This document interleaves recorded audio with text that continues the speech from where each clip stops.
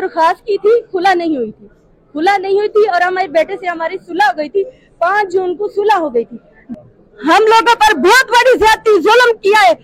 हम पे इसने 2 महीने पहले केस नहीं डाला बेटा। पोस्टमार्टम हो रहा था ना, क्योंकि हमारा केस था उधर, इसमें क्या कहते हैं, दरख्वास्त दी हुई थी हम लोगों ने, ये वाली खुला वाली।